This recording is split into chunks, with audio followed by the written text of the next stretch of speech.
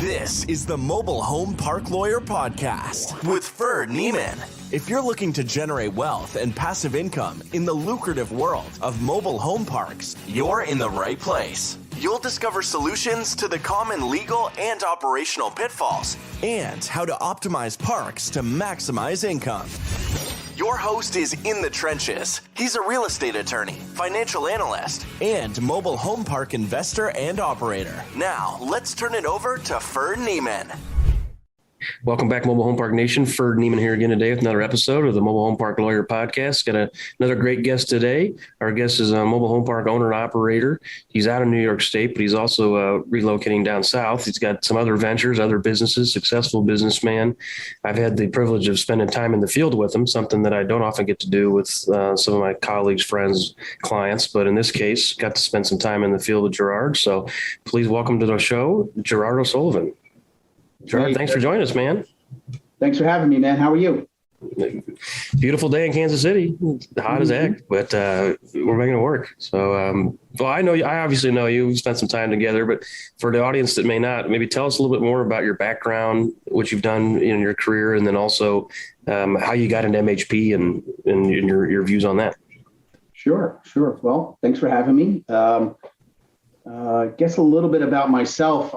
I've been involved with MHPs only for about 2 years, so relatively new to this particular space. Prior to that, I did some investing, both passively and actively in the multifamily space, which started only about 5 years ago, because early on I became involved in owning my own businesses here in Long Island, New York, where I'm from. I own a couple of retail pet stores. So I've been involved in that space for close to 30 years. And, starting that in my mid-20s, that took up so much of my time. Getting into business when you're like 25 years old, you learn very quickly what you don't know about being a business owner.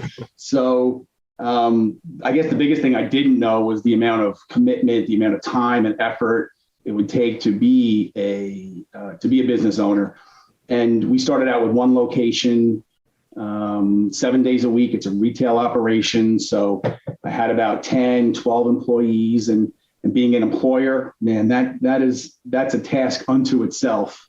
Right. And never having, had an employee before, you learn pretty quickly what it takes to manage people's personalities and quirks and stuff. So the business was successful, and with that we had to add more and more employees, and just injected more and more stress and commitment to the business. And after a few years, we grew into a larger location. We added a second location, so now we have 2 stores and probably about 30 employees. And I've kind of worked real hard at it. Like I said, been in it for almost 30 years now. I did take on a business partner to help with the day-to-day operations. That can burn you out real fast when you're in a 7-day-a-week operation and trying to manage 30 employees and customer service and orders and just maintaining the facilities themselves. It's quite a bit. I was wearing a lot of hats, wearing the HR hat, managing every kind of, my air conditioner broke, someone actually ran through the front of one of my stores with their car. So managing insurance claims and who's calling out sick this day, and trying to juggle staff to just to keep the wheels on the bus. So, it's been a grind, but, very blessed. Looking back, I don't have any regrets.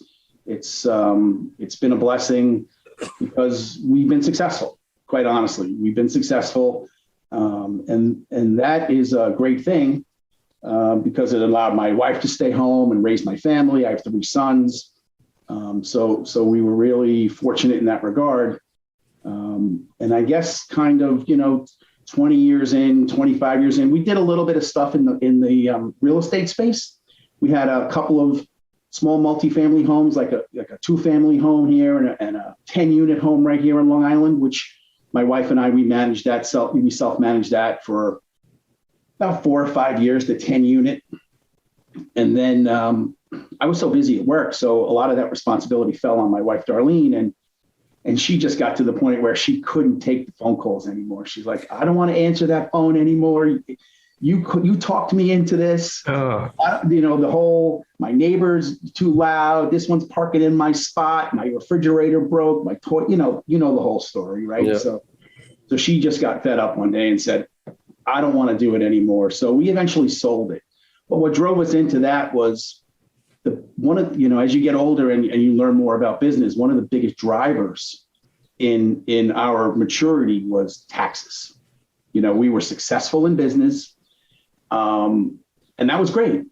But you learn quickly that yes. You might be a solo entrepreneur, but you have a partner in your business. And I say this to people all the time, and his name's Uncle Sam. And his Uncle Sam's not a good partner. He taketh more than he giveth. He sure does, right? Yeah. So taxes became kind of like my primary driver when I hit maybe like 20 years into the business. So that's about when I started having some serious conversations with my CPA. And I'm like, look, Jeff, you got to help me out here. I'm in New York State, right? So New York State has very high state income taxes as well as the federal income tax. And we were in the highest tax bracket. So now I'm giving like 50% of my income to whether it be the feds or New York State. And I'm like, right. I'm just getting crushed here. And I'm sure you had a lot of employment taxes. That's another thing people forget about when you have employees. It's like you're paying the other 7.65% of FICA, Social Security, Medicaid. And it's like, and then you're doing the HR and the unemployment stuff and more work and less money. And you're like, I need to buy real estate. I need depreciation, right? Well, so the conversation went similar to that. But the first thing my CPA did, because he's not really a real estate CPA, he said, well, let's set you and your staff up with a 401k. So we did that. And that enabled us to put a lot of money away. And we had to match, obviously, for our employees. And that was all a tax write-off. And well, it's all well and good to give money to your employees and create goodwill with your employees and stuff. There's only so much of that at the end of the day that you really want to do as an employer. So I went back and I'm like, all right, so that helped, but what else can I do? So there was another sort of a pension plan. So we had a 401k, then we set up a pension plan.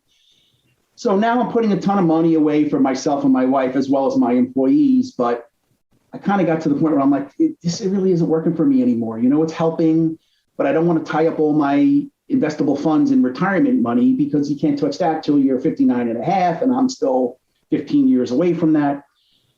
So I started just doing a little research on my own and I had already dabbled in real estate with the multis and the 10 unit that I mentioned and stuff. So I started just, looking at podcasts online and got drawn into the multifamily world and said to myself, okay, I'm going to look at real estate as a tax strategy. And that was about 5 years ago, in 2017, right around the time when President Trump passed his Tax Cuts and Jobs Act. Right. Lo and behold, what did he introduce into that, that act? Bonus depreciation. Thank you very much. Right. So bonus depreciation was all great. However, in order to truly take advantage of bonus depreciation, because it's considered a passive loss, my wife and I had to sit down and kind of figure out a strategy here. So I could not qualify as a real estate professional because I had a full-time job running 2 retail stores 7 days a week. So we got hooked up with a really intelligent guy that I met in the multifamily space. And he kind of laid it all out for me and said, listen, you need to basically fire your wife from her W-2 job at the pet stores. Yep. At which point we did a few things. One, she got her real estate agent's license here in New York, which doesn't really make you a real estate professional because, the complications of it, you have to be actively involved in the management of the real estate you own. But can I jump into, I want to highlight this because this is super important stuff. And it's very, very technical that you have active income as a wage employee, or you have active income in your pet store business.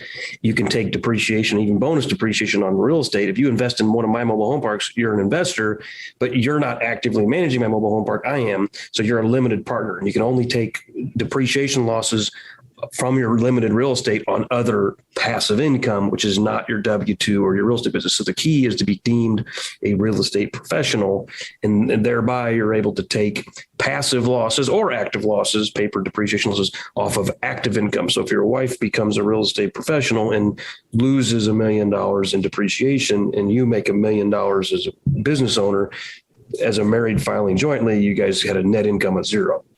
So that's for our listeners, that's the basic framework here, but it's very technically complicated as far as qualifying as a real estate professional. So you're right that your wife's going down a path as a realtor that helps, but it's not the whole thing. So I'll let you continue, but I want to, when you throw out technical term real estate professional, I want to make sure the audience knows what that is because it's, we're not giving tax advice here, but we're kind of giving tax brilliance here if they can follow the steps right.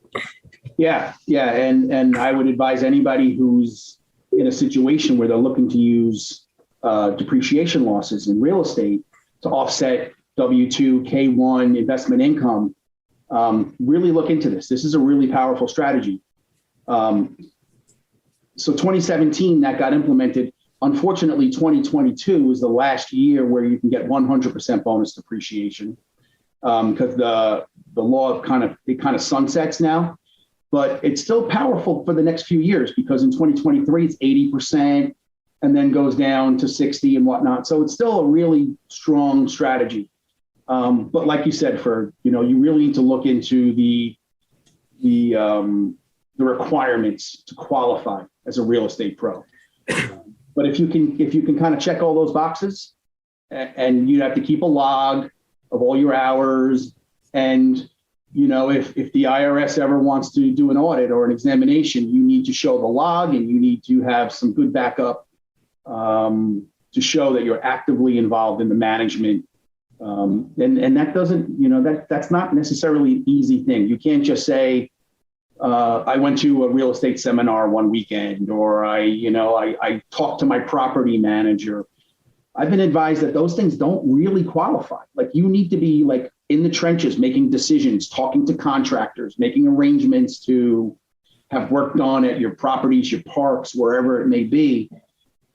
Visiting your parks on site. Yeah, that's all great. Take lots of pictures and videos of you looking down the sewer, you in the home. Yeah, I think the term I think you're looking for maybe is materially and actively participate. So it's in reality is we can't have that many of us materially and actively participating on a single project. Now, what you can do is you can aggregate. When I first became a real estate professional, I had numerous LLCs and projects. Like you can aggregate those activities and say in the total, I'm a real estate professional. It's like I have a second job as a lawyer and I have a law firm.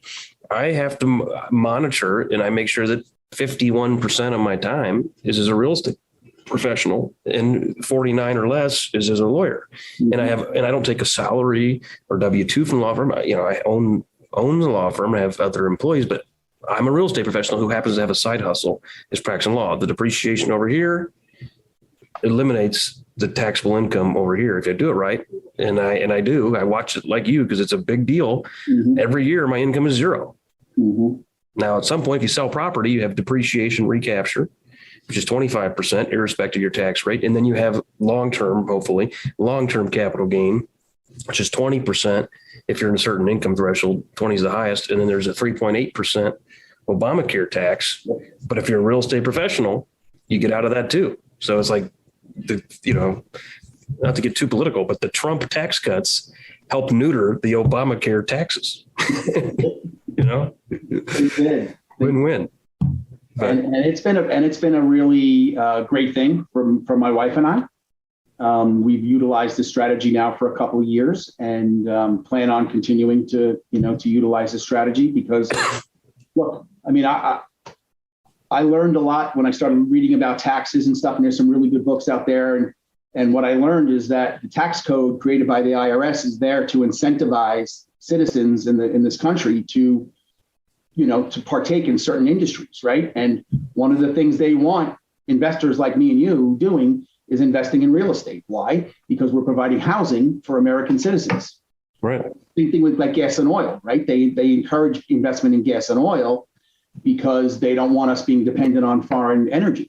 So it's just kind of, it's just kind of the way the And they want you to employ people, right? So business owners, you get a lot of tax breaks as well because you provide. I mean, I like you, I provide employment to several people, and and then what do they do with that money? Well, they buy stuff, widgets, tennis shoes, houses, cars, candy canes, all these things that further provide commerce. I'll tell the listeners, I don't remember the exact name of the video, but at some point in the past, Milton Friedman, who was a top economist in the 70s, 80s, 90s, he gives a story about how to build a pencil. And he talks about basically in globalization and all of the different people, products, and countries it takes to build a pencil. And, that same thing, if I hire someone, they spend their money, somebody at the rubber plant is making money. Somebody at the plastic plant is making money. Somebody at the gas station is making money. Somebody at the grocery store is making money. Some farmer is making money because I've provided employment. So I think you're spot on, and that just shows your business acumen that taxes sometimes are the tail that's supposed to wag the dog because they can be really painful. And who is it that says this? Maybe I don't even remember. You're supposed to pay Uncle Sam what is owed, but you don't have an obligation to pay a penny more. Mm-hmm. So it's not moral to pay more taxes than you need to. Don't cheat on your taxes. But right. I had a law professor who taught me federal taxation, and he said, "What's the difference between tax avoidance and tax evasion?" 10 years in prison. I was going to say 20 years. Yeah. So tax avoidance good, tax evasion bad. Not so good. Right. So I guess let me just take a step back. So back in 2017, when I started saying to myself, I got to start investing in real estate, the first asset class that came up on my radar was multifamily. Sure. So it was fine. We invested passively in about 5 or 6 deals, mostly in the South, right? Whether it be Texas or Florida, Georgia, some good markets. Yeah, I learned kind of that, some sponsors are good and some are not so good. And you kind of have to trust your instincts and do really good diligence on your own. You can't just trust everything that's being fed to you by a sponsor in an offering package and stuff. So we've had some good experiences, some not so good experiences. Then we invested in a couple of deals as tenants in common where we were more actively involved, which was better because as a business owner, I like being involved in decision making. I like having access to the books and records. I like having the inside scoop. I don't like being a passive so much, being on the outside and just kind of waiting for that monthly or quarterly update sort of thing.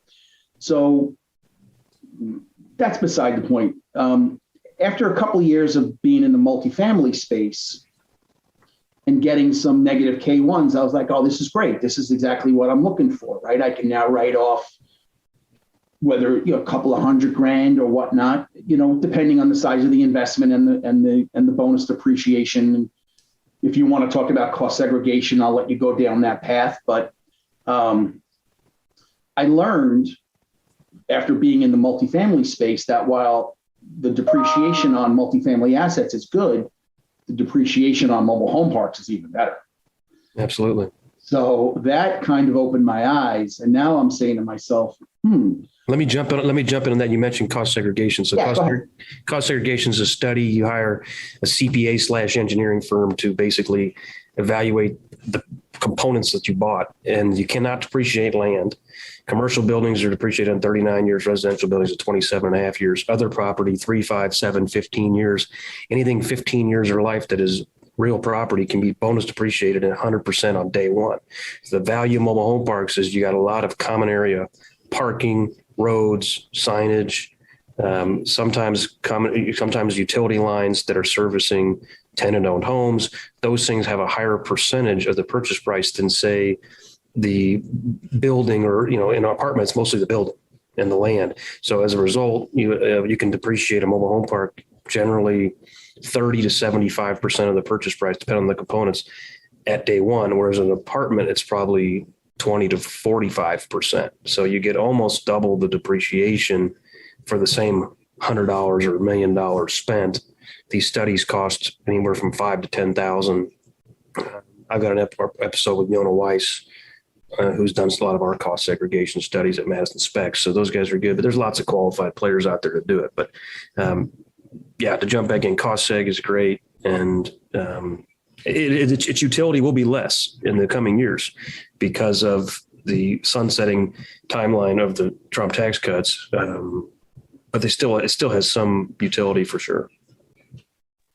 Yeah. And you mentioned Yona, and I've used Yona now twice for the two years we've had in plus eggs, and he's great. And I'm sure people who are watching this probably have heard of Yona. Yeah. But so once we found out the efficiency of mobile home parks for the for the bonus depreciation, it kind of opened my eyes to the asset class. And it's not easy breaking into a space, right? When you're a new investor, trying to get relationships with brokers, sellers, just any industry professionals. Everyone in the beginning is kind of like, who are you? Where are you from? What have you done? Why should I consider you to buy my mobile home park or my mobile home park portfolio? Or so that was a little bit of a challenge. It took a little while, but at the end of the day, I'm a business person through and through, and I can talk about financials and financial statements and whatnot. But it took me a while to learn the space. And like I said, I've only been in the mobile home park space now about 2 years, and we currently own 3 mobile home parks, all in Kansas. The first purchase was a 2-park portfolio. We bought from a fairly experienced team of operators, and it was a little bit tricky to kind of get him to agree to sell us the parks. I guess he had a couple of bad experiences where previous potential purchasers kind of backed out last minute, and he was kind of like, I don't know, I just got seller's fatigue. I think I might just kind of pull these parks off the market. And I was like, well, no, come on, let's have a conversation. Give me a chance. I'm not like everybody else. And so we worked through those difficulties, and he ended up selling us the parks. And that first year is a big learning experience, right? You think you know a lot of stuff, but you learn pretty quickly what you don't know. And so we've had some challenges, right, where we've had some bad tenants we had to get out, learning the eviction process, some issues with the town and some zoning things, trying to bring in some homes to fill some vacant lots, finding homes to fill vacant lots. That's been a real challenge. But at the same point, that's the way you learn any business, right? I mean, there's nothing like experience, right? So you can read all the books, you can watch all the webinars and listen to podcasts till the cows come home. But really, you got to just get in there and do it and learn it. And we're still learning, obviously. I mean, my pet business I'm in for 30 years, and I'm still learning things about that. So I certainly don't claim to know everything there is to know about mobile home parks in 2 years. But I like the space a lot. It's not really terribly complicated.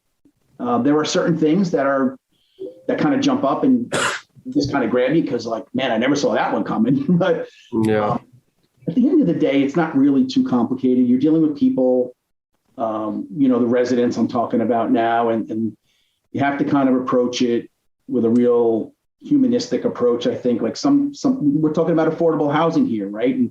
And some people, they have problems. They have difficulties. They might not be able to make their rent. They kind of give you a call and say, hey, can you help me out? So you can kind of approach that in one of two ways. Like one, the real hard way, and say, no, I'm just running a business. I can't help you. And the other way is to kind of say, okay, well, what can I do to give you a hand? Can we work out a payment plan? Can we, can you pay me back over the next 2 or 3 months? So there's just like little things like that.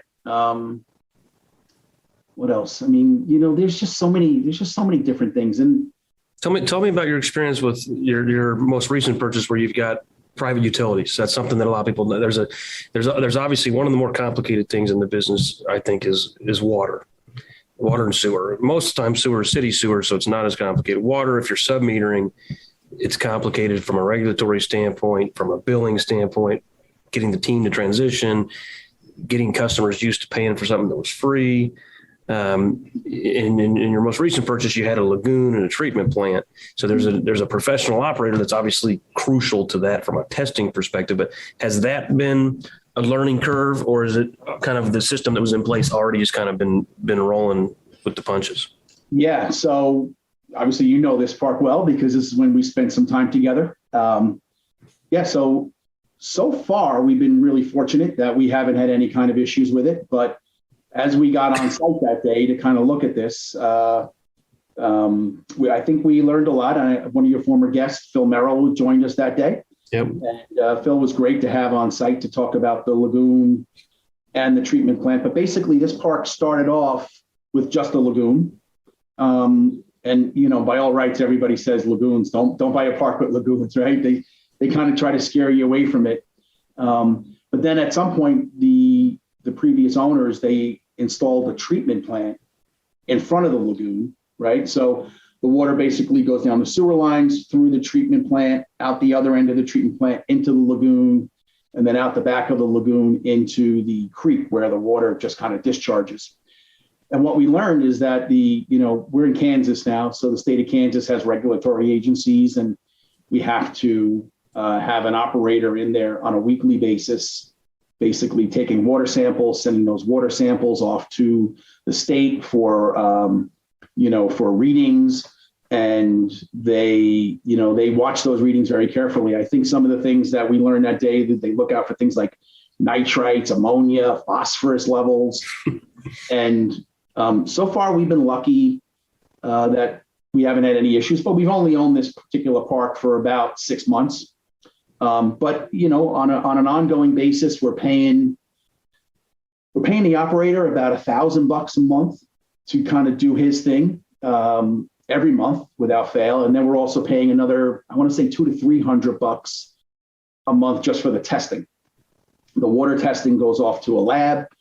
So with treatment plants and this sort of a setup with Lagoon, it's costing about $1,200-$1,300 a month just for the treatment of the wastewater.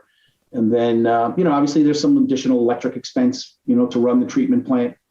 But we did learn a lot on site. We learned that these things typically have a useful life of about 30 years. This particular treatment plant's been there for about 10. So it wasn't in bad shape, but it certainly has some wear and tear on it. Something we're going to have to pay a lot of attention to in the coming years. Some components of the plant, like the fans and some of the motors and stuff, might need some maintenance, but that hasn't been a real problem. So far, we're blessed that we're doing pretty good with it.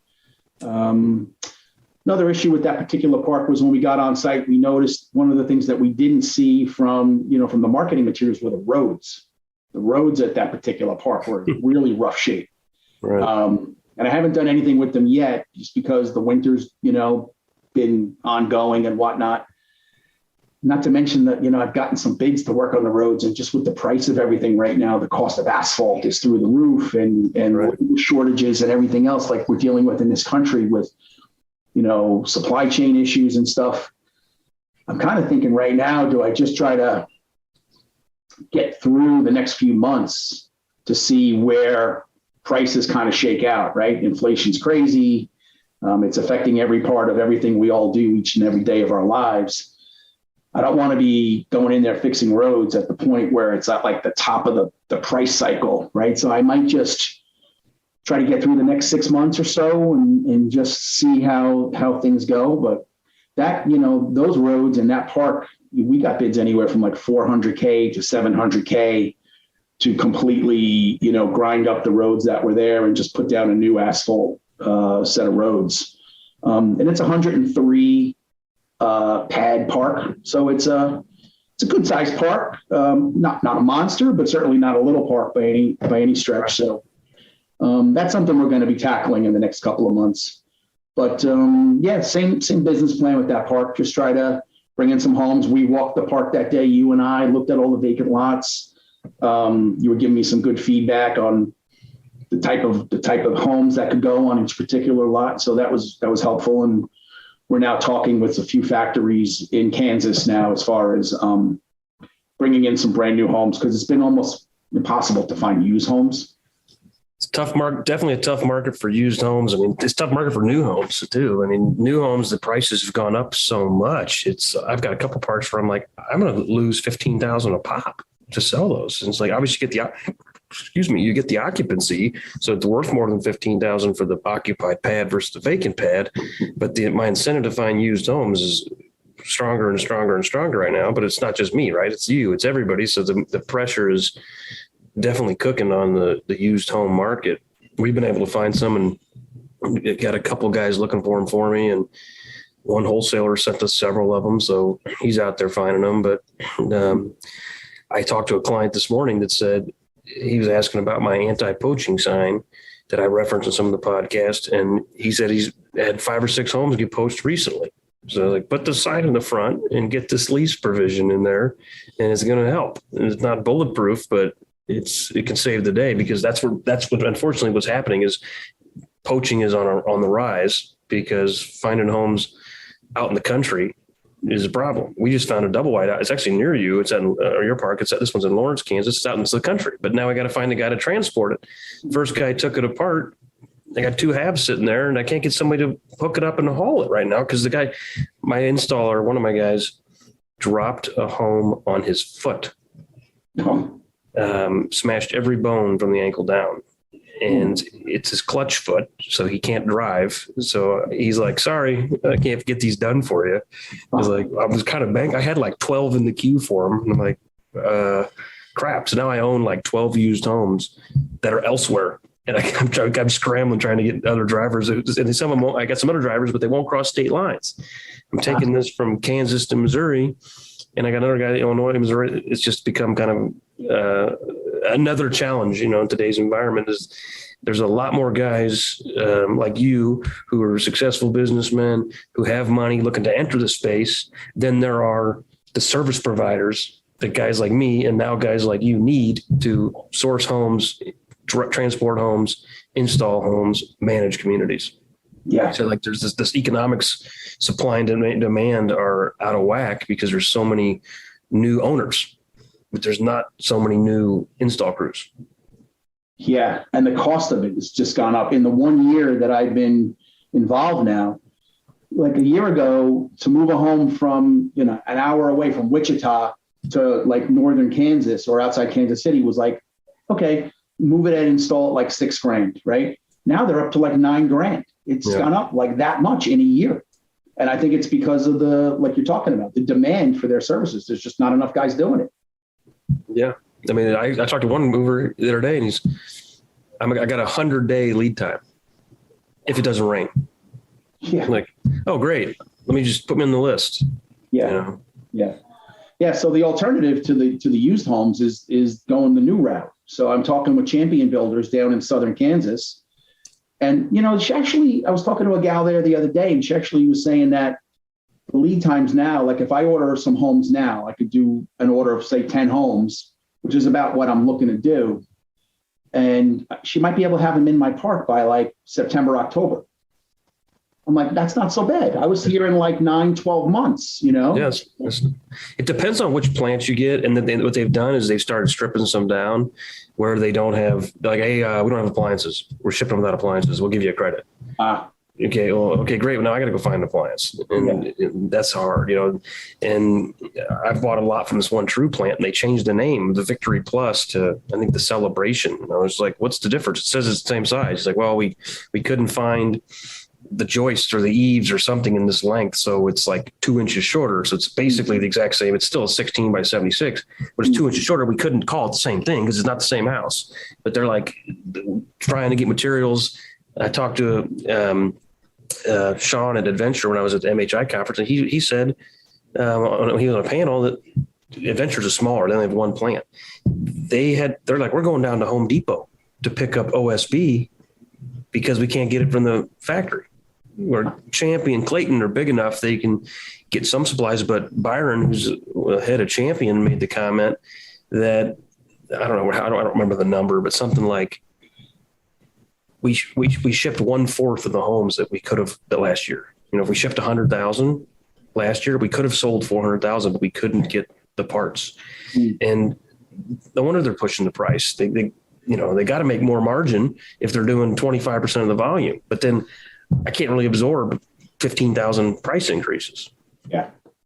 And that's what's happening. So it's definitely putting the pressure on used home market. Yeah. And when I got the pricing from Champion, they had like 3 tiers of pricing. They had a base price, then they had like an inflation price, and then they had like a what if sort of price, right? They had 3 columns. And I was like, walk me through this. What am I looking at here? She's like, well, this is our normal price.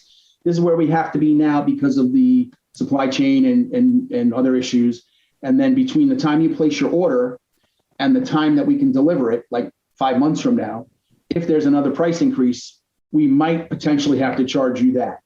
And I was like, okay, man, oh man. It's like, it just happened to me. I just had 6 homes roll off April 30th and I ordered them like 3 months ago, and the price increased $1,500 3 times in the time since I ordered them. So I got the same home coming, 6 of them at the same exact home coming off the same day, $4,500 more than what I signed on the invoice. And they're like, pay us or don't. We're not going to do that. So okay. Yeah. I guess that's $25,000 I didn't budget. Yeah. And by the way, the price I signed was $10,000 more than when I paid for the home 18 months ago. So I already was uncomfortable with the price I was paying. Yeah. Most of the ones I was looking at were kind of priced somewhere in like that 60 to 70,000 range. I mean, that's expensive, but what are you going to do? I mean, trying to work with like 21st Mortgage or some of these other finance companies that could really help in this situation. So that, we're lucky enough to have gotten approved through 21st, and we're going to try to work with them now on this first order. So we'll see how it goes. But again, that's just another part of learning the business, right? Learning the different resources that are out there to help a park owner. Boiling it all down, becoming a mobile home park owner has been a good experience. We have a lot of learning to do, hopefully continue to just grow our portfolio. Like, our model isn't like a syndication model. We don't raise funds from other people. We just kind of utilize our own capital, my wife and I, from our businesses, and utilizing the tax strategy that we already talked about. If we could add 1 or 2 good parks a year, that's all we're looking to do. And we don't have any goals in mind where we have to have 1,000 lots or a certain number of pads or anything.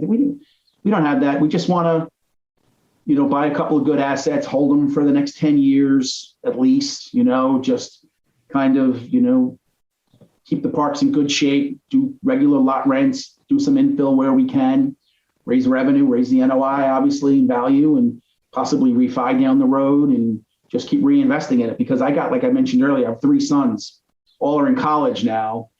And, I'm not saying that any of them would be interested in running mobile home parks in the future, but you never know, right? Yeah. So I just want to kind of have the option out there, leave a little bit of a legacy. Like when they get out, my oldest guy's 21, he's got 1 more year left. So if he gets out and says, hey, Dad, I really like what you're doing, teach me, it'd be very easy for me to kind of hand it off to him and just let him, because, as you kind of alluded to at the very open, we're leaving Long Island and moving to Charleston, South Carolina.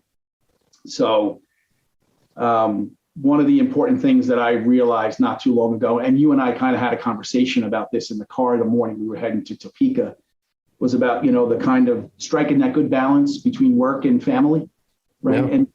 And honestly, Ferd, that is so important to me anymore, right? I think business is important, right? We all need to earn a living and provide for our families, but at the end of the day, our most valuable resource is our time, right? And the time we spend with our loved ones is so important. And I've been kind of burning the candle now for over 30 years. And there's a point at which you're like, okay, I don't know how much I really want to work anymore. I kind of want to work. I don't want my brain going soft. I like work, but I want to work when I want to work. I want to work 2, 3, 4 hours a day. And and enjoying my time in South Carolina. We're moving to a place that's got horses. You were kind of laughing at me earlier about. No, I'm not laughing. I've got a horse. I don't ride it very often. It's at my parents' house. My parents live on a horse farm, so I've got one there. But I did ride it when I went home for Easter. So did you? Yeah. So that's kind of it. We're just trying to add a couple of good assets and work as much as we have to, and kind of just see where this all takes us. But there's no like preset plan. It's just, take it as it comes. And, and hopefully this is where we're going to spend the rest of our time working in this space. I like the space, honestly. I've met some great people. Everybody's very friendly, willing to help. I like it a lot, and I think that if we can just continue down the path we're on right now and find a couple of good parks and just add to our portfolio of parks right now, that's kind of all we're looking to do. And, that's really it. I mean, I don't know. What else you want to chat about?